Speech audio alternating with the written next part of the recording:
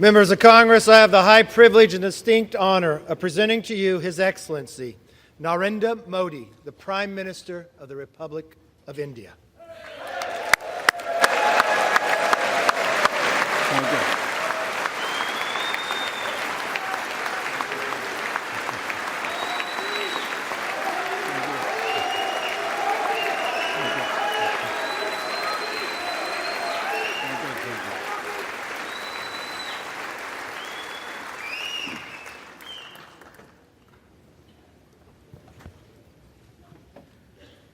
Mr. Speaker,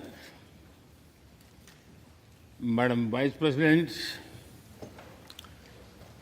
distinguished members of the U.S. Congress, ladies and gentlemen, Namaskar.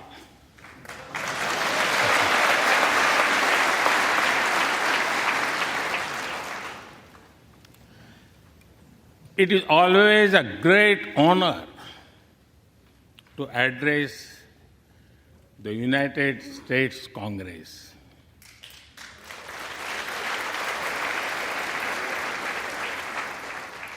It is an exceptional privilege to do so twice.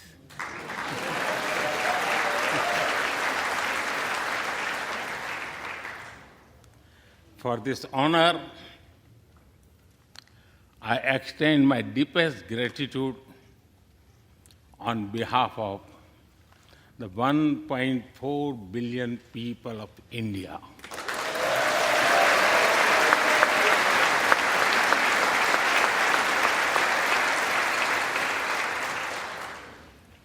I see that nearly half of you were here in 2016. I feel your warmth as old friends. I can also see the enthusiasm of a new friends in the other half. I remember Senator Harry Reid, Senator John McCain, Senator Orrin Hatch, Elijah Cummings, Elsie Hastings, and others who I met here in 2016 and who are sadly no longer with us. Mr. Speaker, standing here 7 Junes ago, that is the June when Hamilton swept all the awards,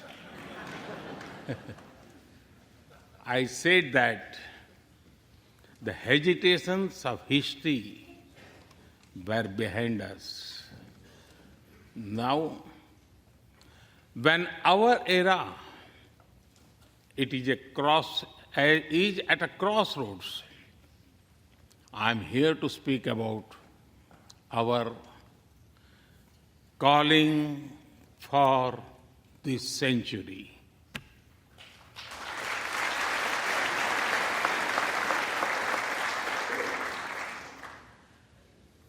Through the long and widening road that we have traveled, we have made the test of friendship.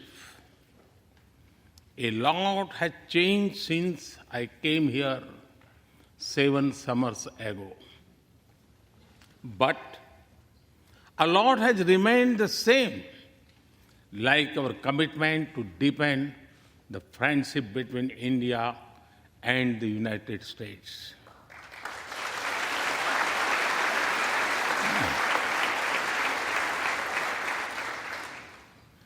In the past few years, there have been many advances in AI, artificial intelligence. At the same time, there have been even more momentous development in another AI, America and India.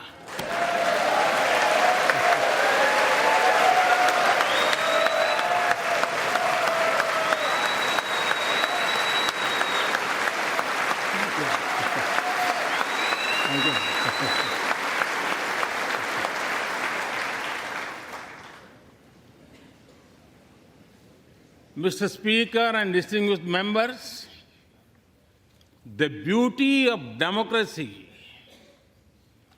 is the constant connect with the people, to listen to them and feel their pulse. And I know this takes a lot of time, energy, effort, and travel. It is a Thursday afternoon, a fly-out day for some of you. So I'm grateful for your time. I also know how busy you have been this last month. Being a citizen of a vibrant democracy, myself, I can admit one thing, Mr. Speaker, you have a tough job.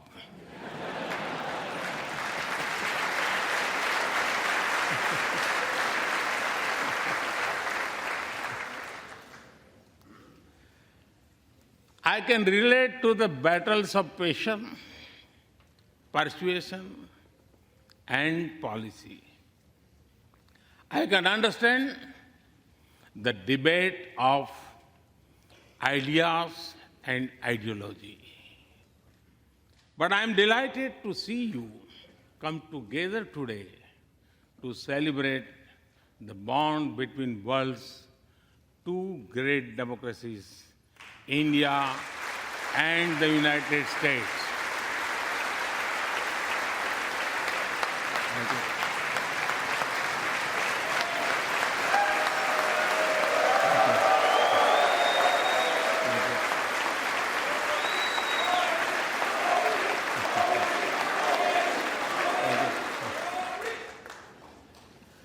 I'm happy to help out.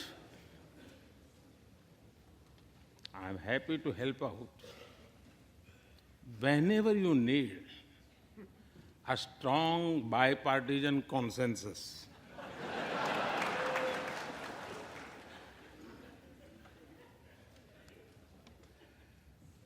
There will be and there must be a contest of ideas at home. But we must also come together as one when we speak for our nation.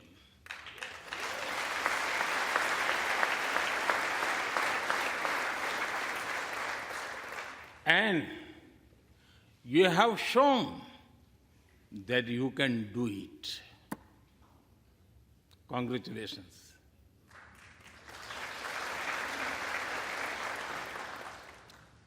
Mr. Speaker, the foundation of America was inspired by the vision of a nation of equal people. Throughout your history, you embraced people from around the world, and you have made them equal partners in the American dream.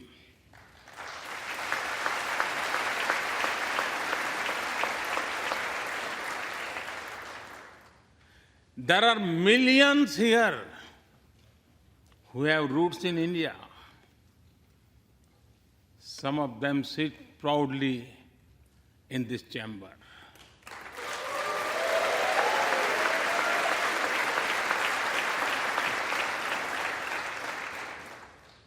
And there is one behind me who who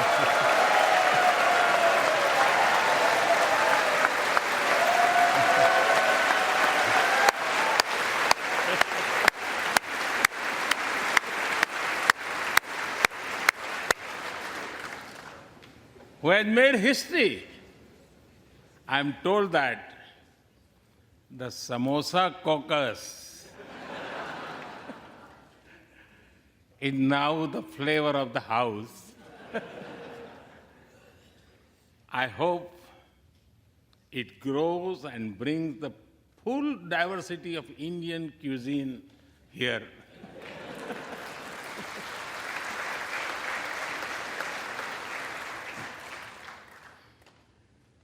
Over 2 centuries, we have inspired each other through the lives of great Americans and Indians. We pay tribute to Mahatma Gandhi and Martin Luther King Jr.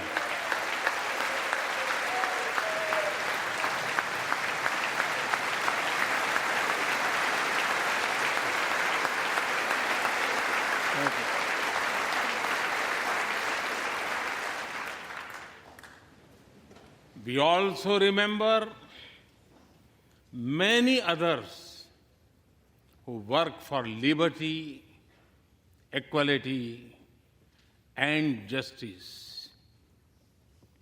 Today, I also wish to pay heartfelt tribute to one of them, Congressman John Lewis.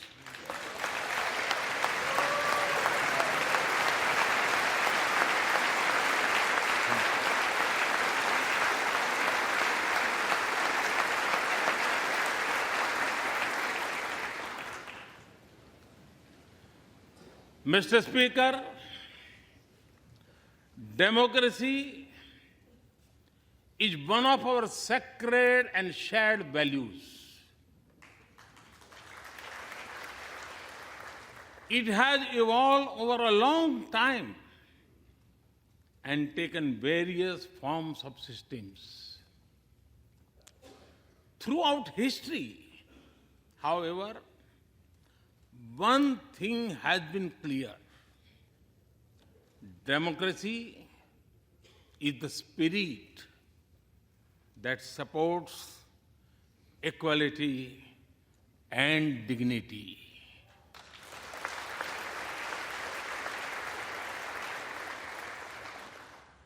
Democracy is the idea that welcomes debate and discourse. Democracy is the culture that gives wings to thought and expression. India is blessed to have such values from times immemorial. In the evolution of the democratic spirit, India is the mother of democracy.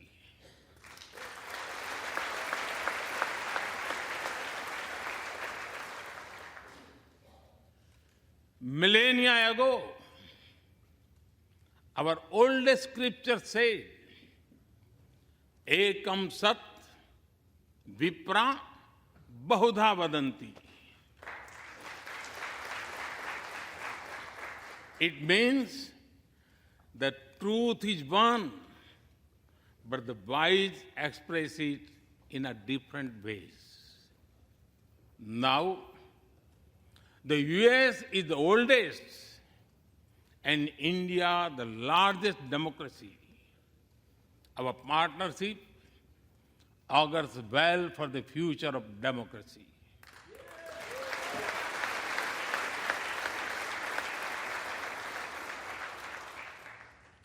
Together, we shall give a better future to the world and a better world to the future.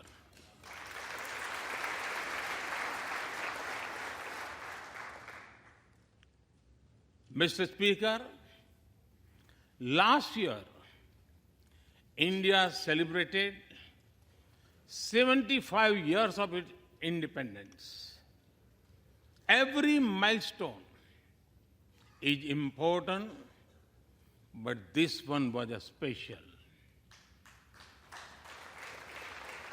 We celebrated a remarkable journey of over 75 years of freedom after 1,000 years of foreign rule in one form or another. This was not just a celebration of democracy, but also of diversity, not just of constitution, but also of its spirit of a social empowerment, not just of our competitiveness and cooperative federalism, but also of our essential unity and integrity.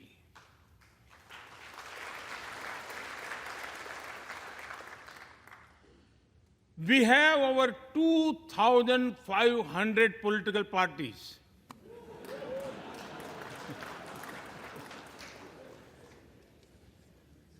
Yes, you heard that right. 2,500. About 20 different parties govern various states of India.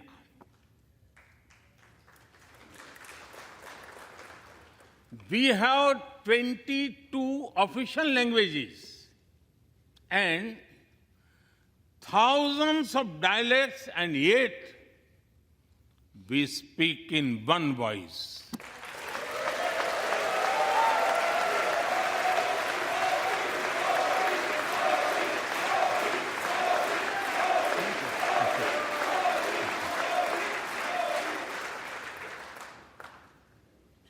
Every 100 miles, our cuisine changes from dosa to aloo paratha, and from Srikhand to Sandesh. We enjoy all of this. We are home to all faiths in the world, and we celebrate all of them.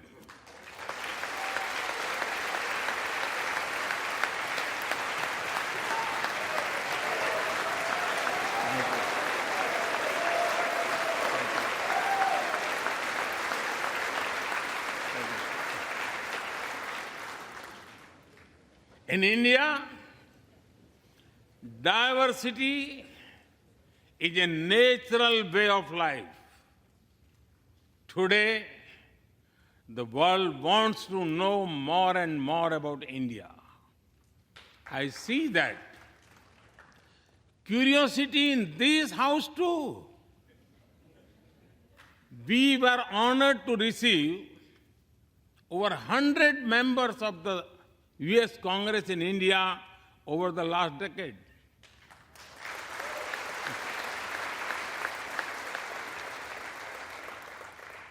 Everyone wants to understand India's development, democracy, and diversity. Everyone wants to know what India is doing right and how. Among close friends, I'm happy to share the same. Mr. Speaker, when I first visited the US as a Prime Minister, India was the 10th largest economy in the world. 10th. Today, India is the 5th largest economy.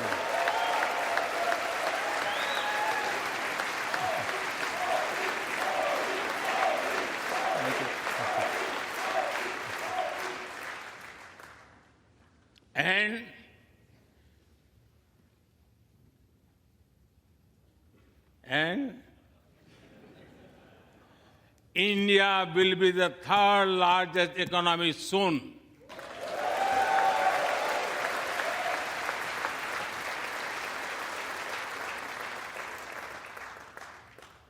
We are not only growing bigger,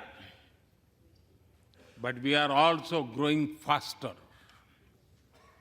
When India grows, the whole world grows.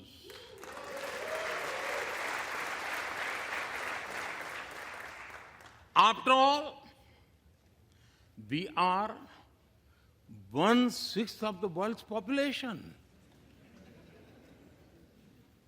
In the last century, when India won its freedom, it inspired many other countries to free themselves from colonial rule.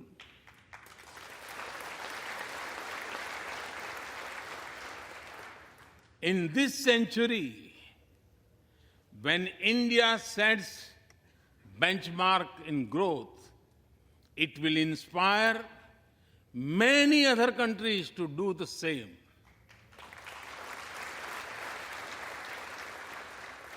Our vision is सबका साथ, सबका विकास, सबका विश्वास, सबका प्रयास. It means together for everyone's growth, with everyone's trust and everyone's efforts. Let me share with you how this vision is translating into action with speed and scale. We are focusing on infrastructure development. We have given nearly 40 million homes to provide shelter to over 150 million people.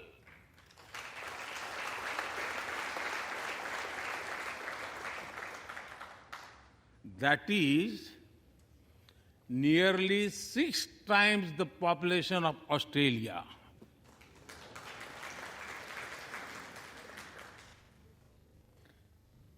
We run a national health insurance program that ensures free medical treatment for about 500 million people.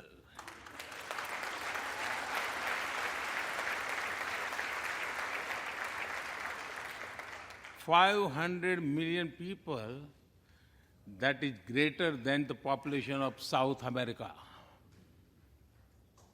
We took banking to the unbanked with the world's largest financial inclusion drive.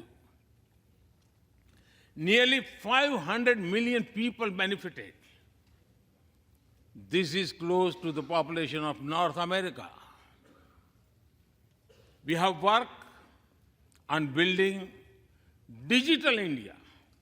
Today, there are more than 850 million smartphones and internet users in the country.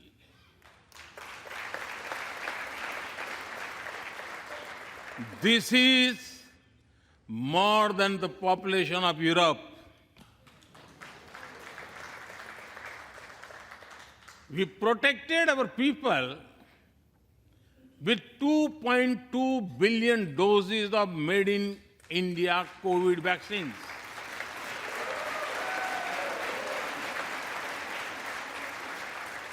And that too free cost.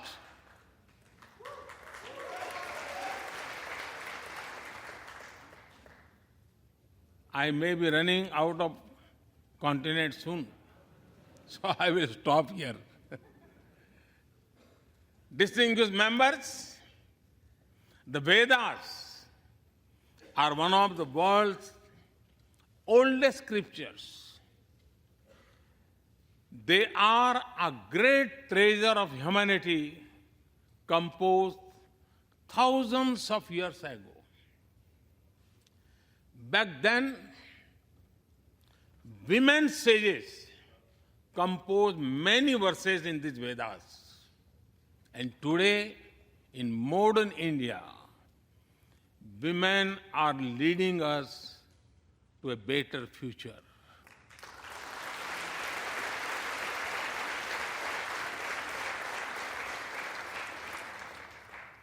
India's vision is not just of development which benefits women. It is of women-led development where women lead the journey of progress.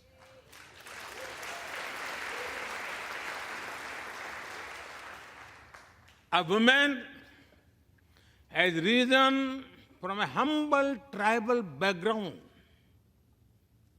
to be our head of states.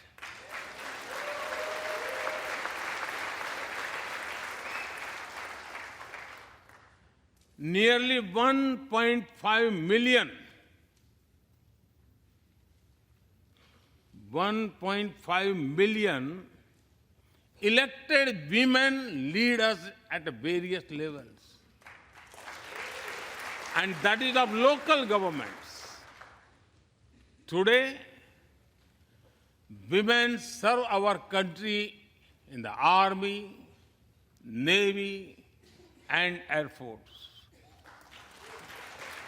India also has the highest percentage of women airline pilots in the world.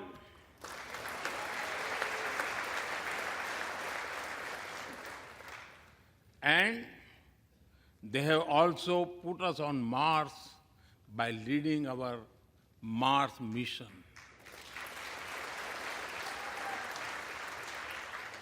I believe that investigating in a girl child lifts up the entire family. Empowering women transforms the nation.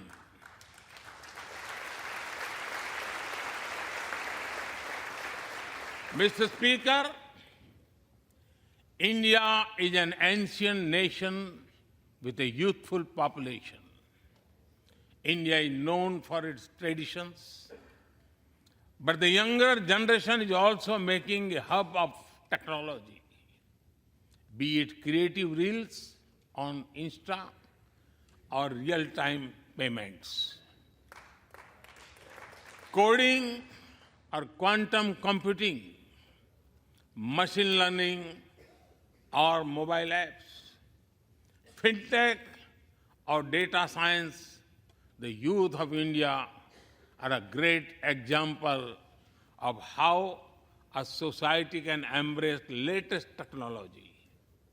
In India, technology is not about innovation, but also about inclusion. Today, digital performance are empowering the rights and dignity of people while protecting privacy. In the last 9 years, over 1 billion people got a unique digital biometric identity connected with their bank accounts and mobile phones. This digital public infrastructure helps us reach citizens within seconds with financial assistance. 850 million people receive direct benefit financial transfers into their accounts. 3 times a year, over 100 million farmers receive assistance in their bank accounts at the click of a button. The value of such transfer has crossed $320 billion. And we have saved over $25 billion in the process. If you visit India, you will see everyone is using phones for payments, including street vendors. Last year, out of every 100 real-time digital payments in the world, 46 happened in India.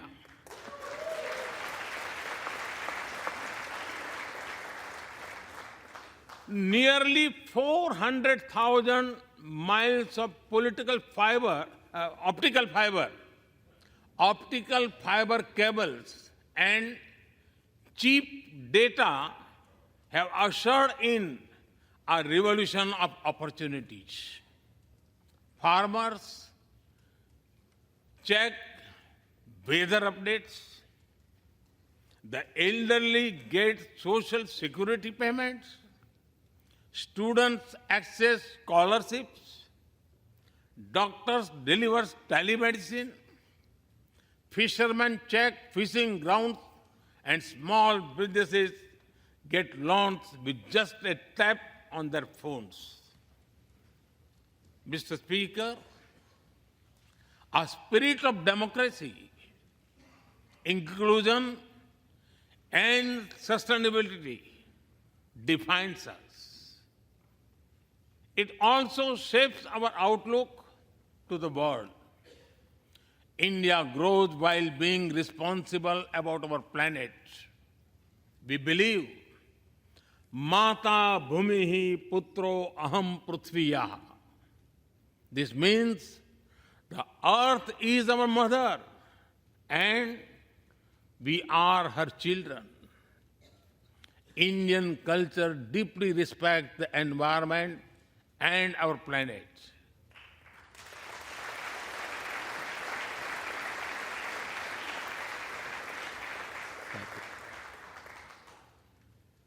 While becoming the fastest growing economy, we grew our solar capacity by 2,300%. Yes, you have heard right. 2,300%.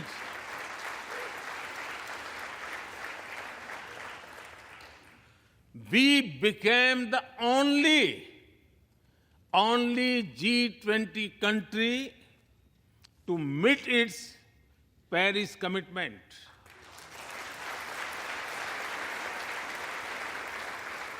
We made renewables account for over 40% of our energy sources, 9 years ahead of the target of 2030.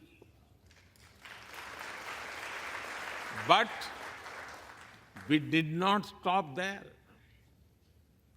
At the Glasgow summit, I proposed Mission Life, lifestyle for environment. This is a way to make sustainability a true people's movement. To live it, to be the job of governments alone. By being mindful in making choices, every individual can make a positive impact.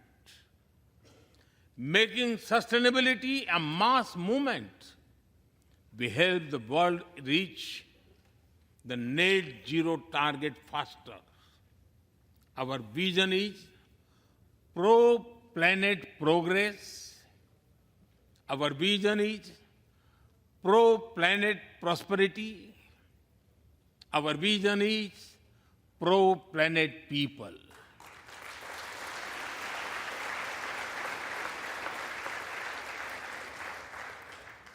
Mr. Speaker, we live by the motto of Vasudhaiv Kutumbakam, or the world is one family.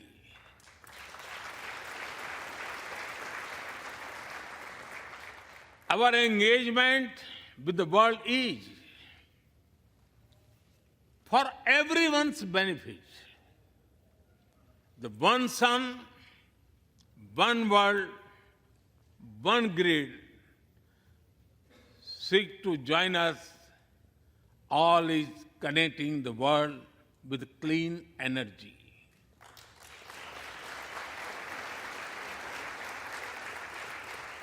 One Earth, One Health is a vision for global action to bring quality health care to everyone, including animals and plants.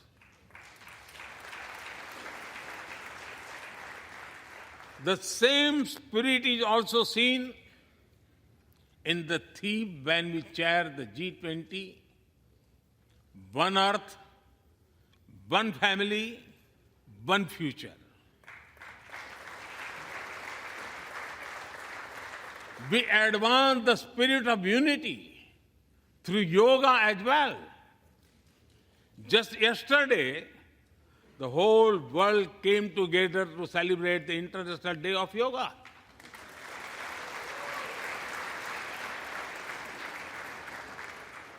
Just last week, all nations joined our proposal at the UN to build a memorial wall to honor the peacekeepers.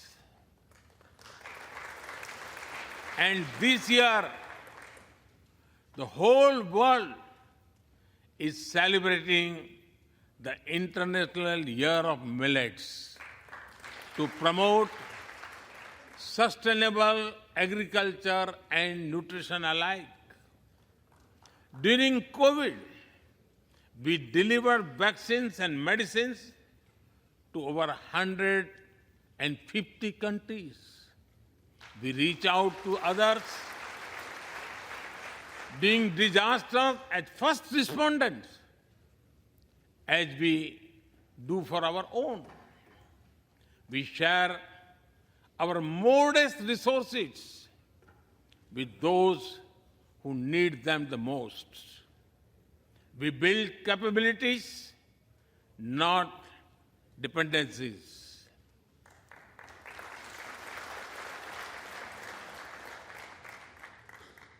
Mr. Speaker, when I speak about India's approach to the world, the United States occupy a special place. I know. Our relations are of great importance to all of you. Every member of this Congress has a deep interest in it. When defense and aerospace in India grow, industries in the state of Washington, Arizona, Georgia, Alabama, South Carolina, and Pennsylvania thrive.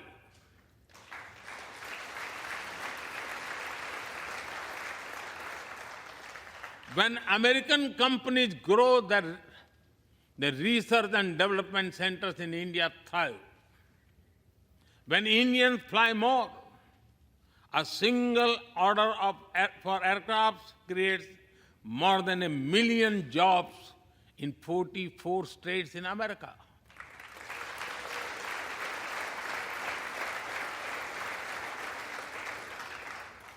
When an American phone makers invest in India, it creates an entire ecosystem of jobs and opportunities in both countries.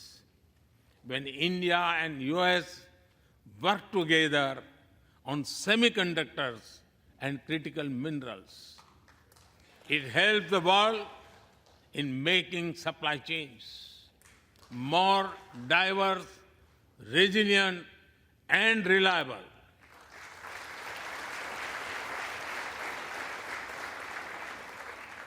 Indeed, Mr. Speaker, we were strangers in defense cooperation at the turn of century. Now, the United States has become one of our most important defense partners.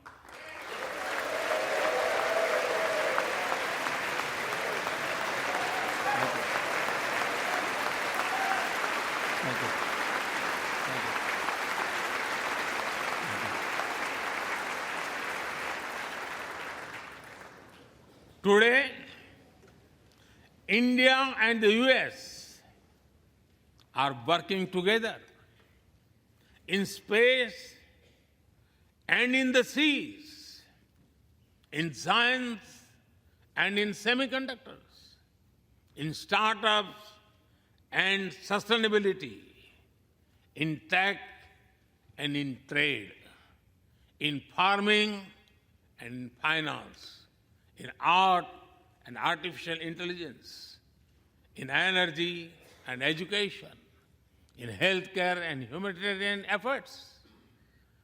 I can go on and go on, but to sum up it, I would say the scope of our cooperation is endless.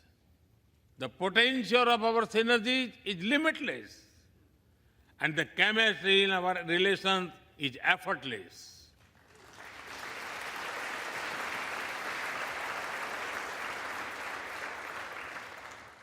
In all this, Indian Americans have played a big role.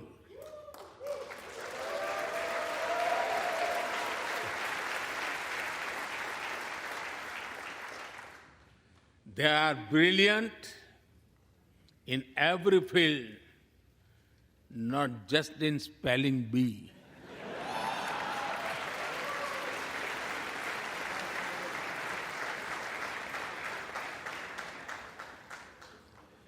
With their hearts and minds, talent and skills, and the love for America and India, they have connected us. They have unlocked doors. They have shown the potential of our partnership. Mr. Speaker, distinguished members, every Indian Prime Minister and American President of the past has taken our relationship further. But our generation has to honor of taking it a greater heights.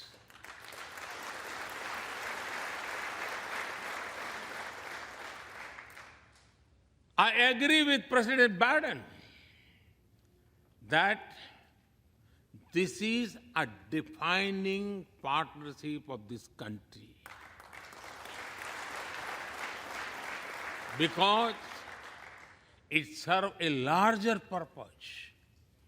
Democracy, demography, and destiny give us the purpose.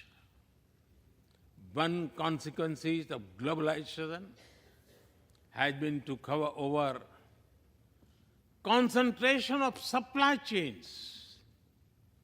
We will work together to diversify, decentralize, and democratize supply chains.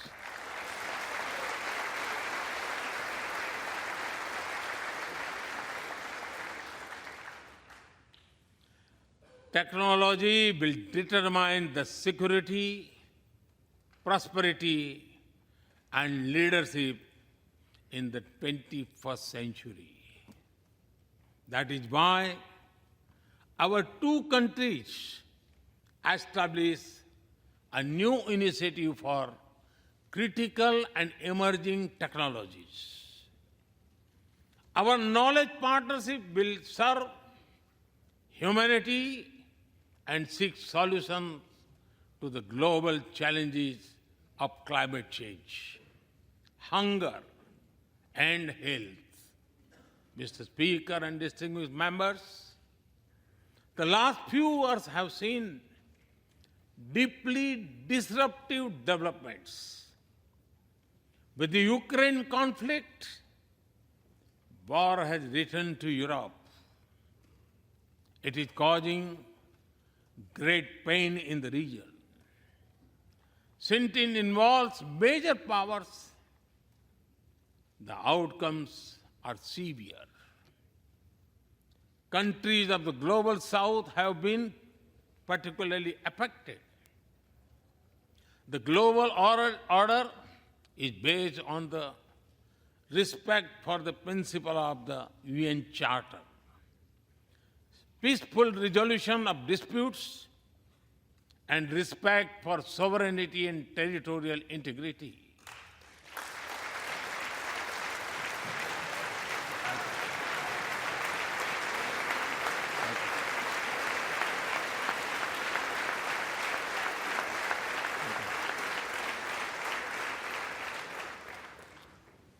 As I have said directly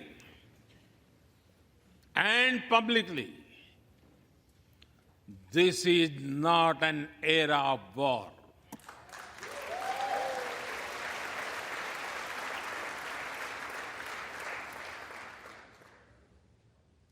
But it is one of dialogue and diplomacy. And we all must do what we can to stop the bloodshed and human suffering.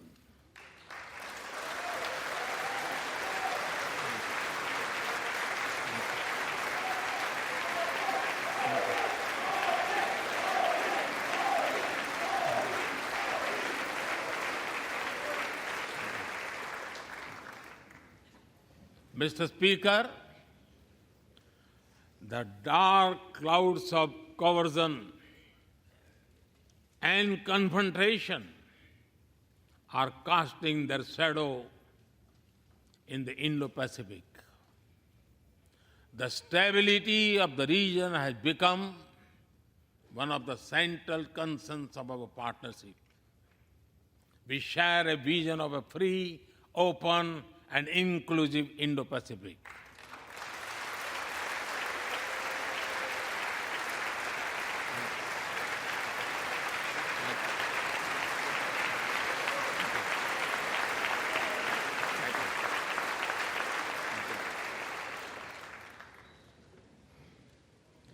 Connected by secure seas, defined by international law, free from domination, and anchored in ASEAN centrality.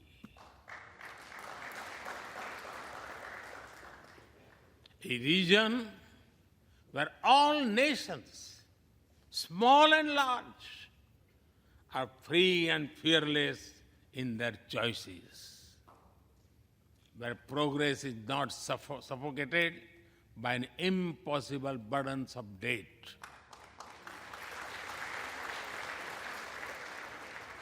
Where connectivity is not leveraged for strategic purposes, where all nations are lifted by the high tide of shared prosperity. Our vision does not seek to content or exclude, but to build a cooperative region of peace and prosperity. We work through regional institutions and with our partners from within the region and beyond. Of this, Quad has emerged as a major force of good for the region.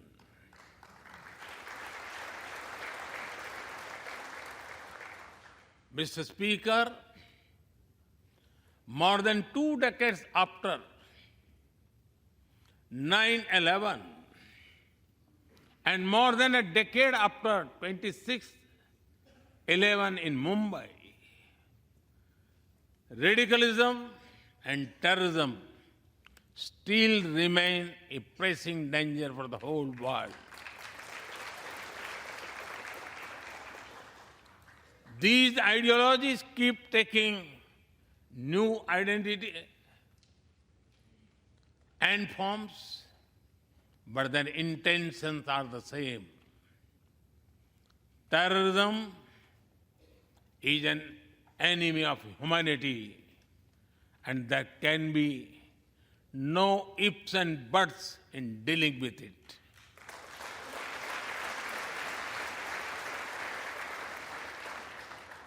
We must overcome all such forces sponsoring and exporting terror.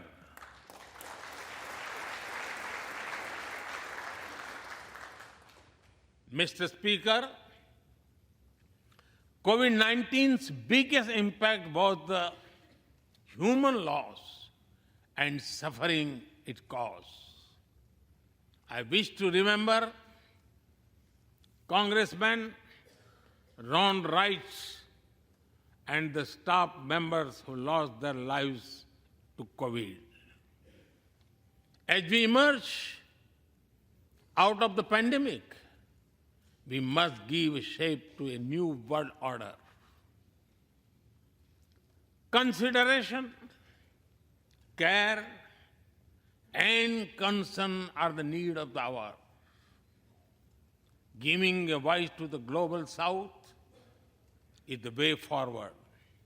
That is why I firmly believe that the African Union be given full membership of G20.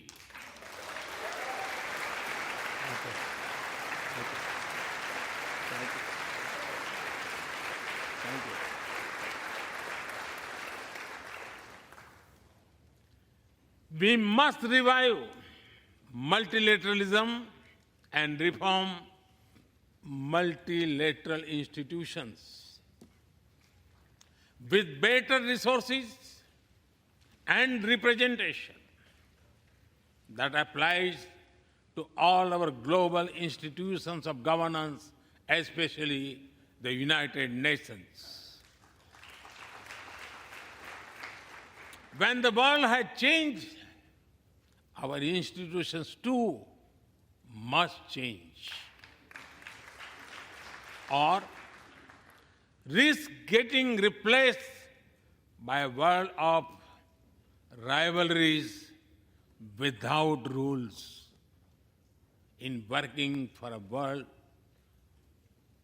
new world order based on international law, our two countries will be at the forefront as partners.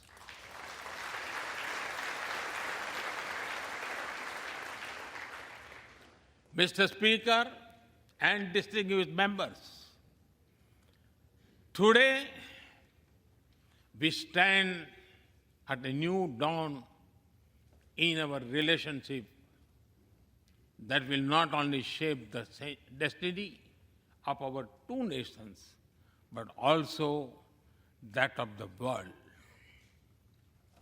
As the young American poet Amanda Gorman has expressed, when day comes, we step out of the shade.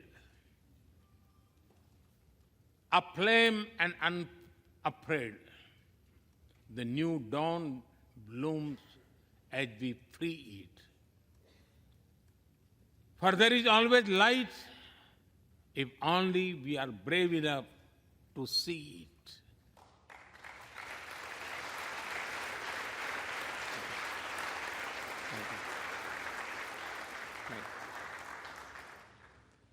Our trusted partnership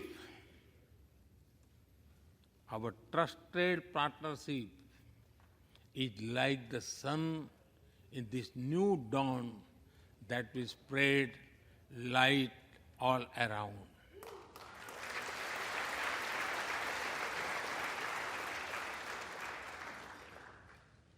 I am reminded of a poem that I once wrote. आसमान में सिर उठाकर घने बादलों को चीरकर रोशनी का संकल्प ले, अभी तो सूरज उगा है।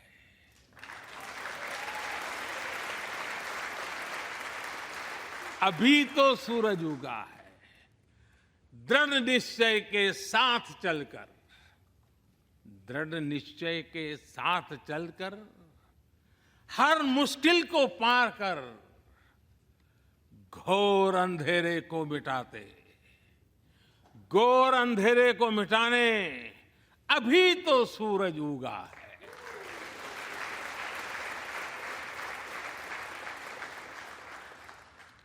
If I were to say it in English, it would be rising its head in the skies, piercing through the dense clouds with the promise of light. The sun has just risen, armed with a deep resolve, overcoming all the odds to dispel the forces of darkness. The sun had just risen.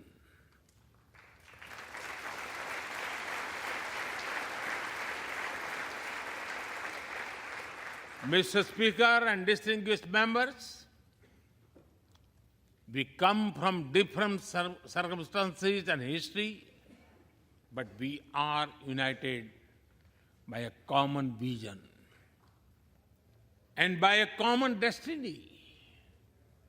When our partnership progresses, economic resilience increases, innovation grows, science flourishes, knowledge advances, humanity benefits, our seas and skies are safer, democracy will shine brighter, and the world will be a better place. That is the mission of our partnership. That is our calling for this century. Mr. Speaker and distinguished members, even by the high standards of our partnership, this visit is one of the great positive transformation. Together, we shall demonstrate that democracy is better and democracy deliver.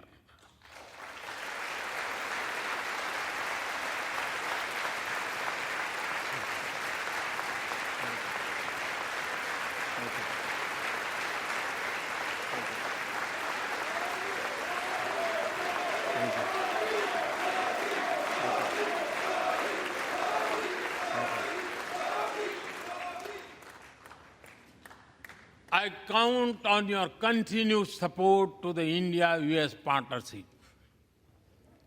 When I was here in 2016, I said that our relationship is primed for a momentous future. That future is today.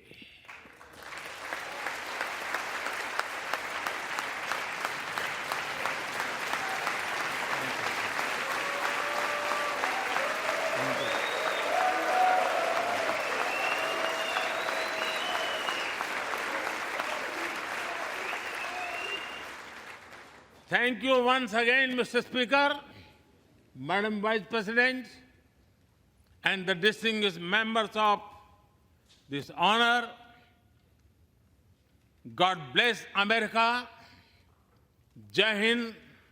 Long live India-US friendship. Thank you.